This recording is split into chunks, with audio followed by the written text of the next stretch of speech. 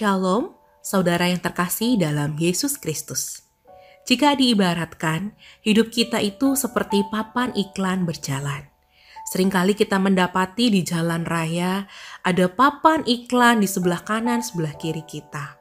Tergantung iklan apa yang kita baca dan sejauh mana iklan itu berdampak dalam hidup kita. Ketika itu adalah iklan yang baik, maka iklan itu akan menginspirasi kita untuk memiliki hidup yang lebih baik. Tetapi sebaliknya, ketika iklan itu adalah iklan yang buruk seperti rokok, itu akan mempengaruhi kita dan membuat hidup kita semakin buruk. Tapi masalahnya hidup kita bukan bicara tentang baik atau buruk, tapi sebagai orang percaya, sudahkah kita memberitakan Kristus dalam kehidupan kita hari lepas hari?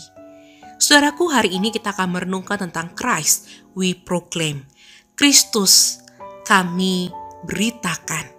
Di dalam 2 Korintus 3 ayat yang kedua berkata, "Kamu adalah surat pujian kami yang tertulis dalam hati kami dan yang dikenal dan yang dapat dibaca oleh semua orang."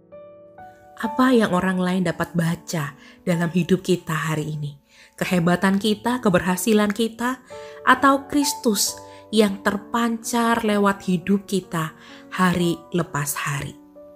Saudaraku, di dalam firman Tuhan, di Kolose 1 ayat 28 berkata, "Dialah yang kami beritakan apabila tiap-tiap orang kami nasihati dan tiap-tiap orang kami ajari dalam segala hikmat untuk memimpin tiap-tiap orang kepada kesempurnaan dalam Kristus." Dialah yang kami beritakan. Dialah Yesus Kristus. Baik dalam keberhasilan kita, sakit penyakit kita, pergumulan kita, Kristus yang kita tinggikan dan beritakan selalu. Saudaraku, jangan kaget jika suatu saat kelak kota kita tercinta, kota Manado, yang katanya kantong Kristen ini, gereja-gereja dibangun dengan begitu indah. Ada ribuan gereja bahkan lebih di tempat ini. Jangan kaget ketika suatu saat kelak gereja-gereja itu menjadi kosong. Banyak orang yang tidak lagi tertarik dengan kekristenan. Karena apa? Karena engkau dan saya tidak lagi mau bergerak keluar dari gereja, mencari jiwa, teman kerja kita, keluarga kita, mereka yang belum mengenal Tuhan. Jangan kaget ketika kekristenan nanti menjadi sebuah hal yang langka. Karena engkau dan saya tidak melakukan mandat dari Allah itu. Amanat agung yang sudah Dia berikan bagi kita. Hari ini, mari kita membuat keputusan bersama. Kita bisa mengabarkan Injil lewat banyak hal. Lewat media sosial kita. Ada Instagram, ada Facebook, ada WhatsApp. Kita bisa gunakan semua media sosial kita yang paling simple. Kita bisa men-sharingkan ayat-ayat Alkitab, video-video yang menguatkan, lagu-lagu rohani yang menghibur. Kiranya ketika orang melihat status kita, mereka boleh mendapatkan ketenangan dan kedamaian, bukan sebaliknya. Kita pun juga bisa bersaksi lewat perkataan kita, lewat tingkah laku kita, lewat pemikiran kita, lewat setiap keputusan yang kita buat. Sudahkah ketika kita melakukannya, Kristus itu nyata dalam hidup kita?